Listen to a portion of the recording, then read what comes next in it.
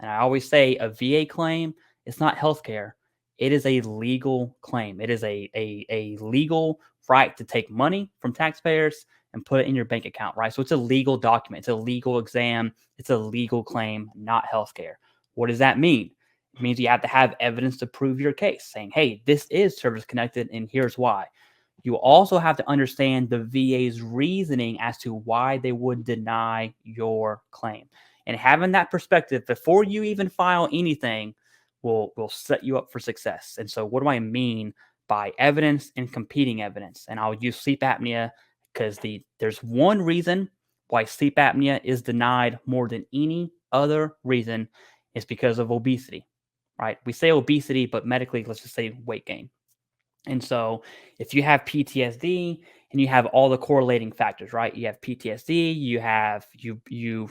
you inhaled heavy particulates because you were in burn pits, you were in Afghan, Iraq, Syria, Somalia, wherever you were, you have that correlating evidence. You have lower back pain, so there's stress on your body, right? Whenever you sleep, so it's kind of obstructing your airway.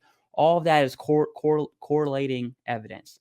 But you are overweight, right? Your BMI is above average or it's high above average. And so when I say BMI, I am not obese, right? I am 185, probably like 6 foot. My friend who's 6 foot and muscular, he's like 205, way more in shape than I am. His BMI is way, way higher than mine, right?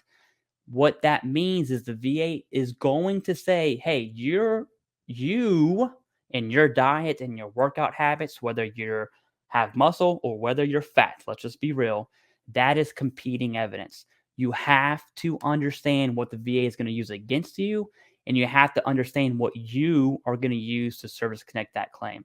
So having that mind frame from phase zero before you even start, extremely important.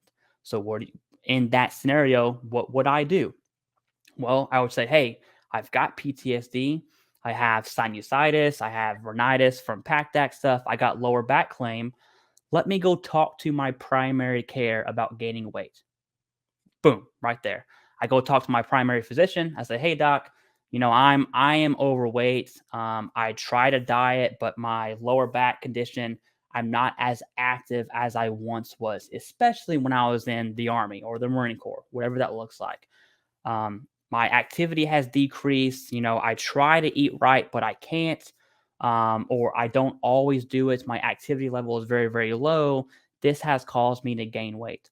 All of a sudden, you have a medical note from a physician saying, hey, this veteran, due to XYZ, has gaining weight. We're going to put them on a weight program, on a diet, see a nutritionist, whatever the VA wants to do, okay, for your obesity. Now, all of a sudden, that competing evidence, you have fought against that before you even filed your claim.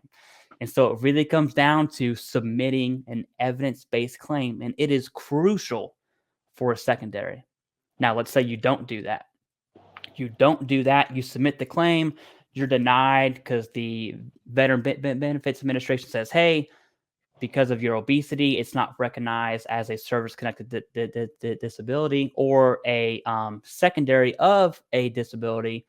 Your sleep apnea is denied. Now, when you go to your primary care physician, all of a sudden that has a lot lower weight because what you're saying is, hey, VA, I'm obese. You told me I was obese. It's not service connected. I'm going to try to do it. And it's just an uphill battle once you're denied for that. So it goes back to that perspective, that mind frame. Have the evidence for your claim and then understand the evidence the VA is going to use against you. Now, that's just sleep apnea. That's one of many. For a claim like radiculopathy in your lower back, extremely easy, right? Because an x-ray will show causation. For lower back causing depression, that's a hard one, right? Because you can't x-ray mental health. You can x-ray your back. Depression is not going to be anywhere in there, okay? And so now you have to make the argument with evidence, right? And everyone always goes back to statements, and statements do have power, don't get me wrong, but if there's a poll of what's important, statements are all the way at the bottom at self-report.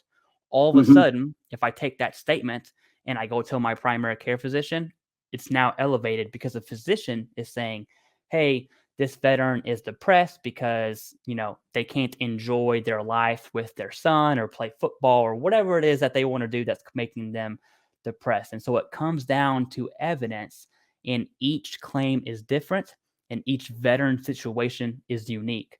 So just because, let's just hypothetically say Jason has migraines and I have migraines. We both have tinnitus. His tinnitus might cause his migraines, and he's service connected for tinnitus and migraines because that's what his evidence suggests. You're over here. That's what his evidence suggests. My evidence shows tinnitus. I'm diagnosed with migraines, but 2 years ago, after I left the service, I have medical evidence because I fell off a ladder and I bumped my head, right? That is competing evidence.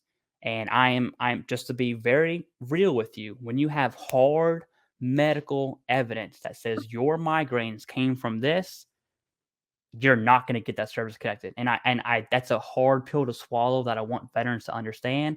But in the same breath, if you're denied and you don't have that strong of competing evidence, there's ways to fight that to get it service connected. So it depends on what your situation is. Right.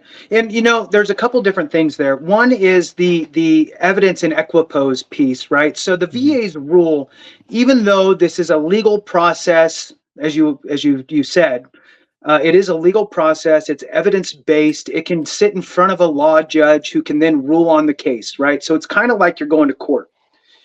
And the way that the VA is set up, this is set up different than any other court. Okay, it's not prove without a shadow of a doubt. It's not that. What the VA is looking for is at least likely as not. And you're going to hear that a lot, no matter where you go.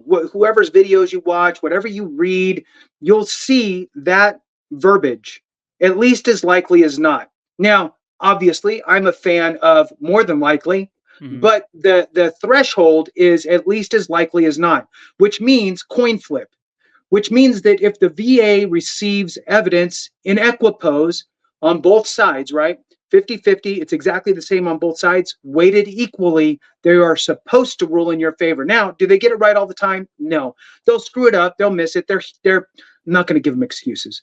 They'll miss it and they'll screw it up, which sucks.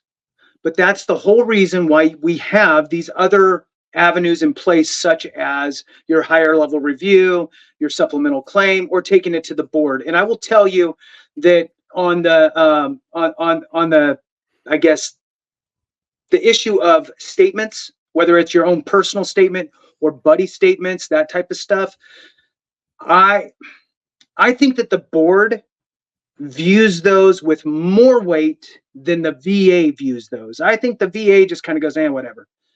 I think that the board actually views them as the evidence that they are. Now, again, to your point, it's a lower level, right? If it's just you and your buddies saying something, and then the VA has a CMP examiner that's saying something else, well, that CMP examiner is a medical professional that's going to outweigh your non-medical, unless you have a friend who's a doctor who's going to do it for you, right?